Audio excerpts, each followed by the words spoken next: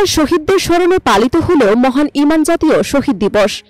এই উপলক্ষে রাজধানীতে আয়োজিত হয় এক বিশাল দোয়া এবং মিলাদ মাহফিল, যার আয়োজন করে আন্তর্জাতিক সংগঠন ওয়ার্ল্ড সুন্নি মুভমেন্ট এবং বিশ্ব হিউম্যানিটি রেভলিউশন। অনুষ্ঠানে হাজারো ধর্মপ্রাণ মানুষ অংশগ্রহণ করেন।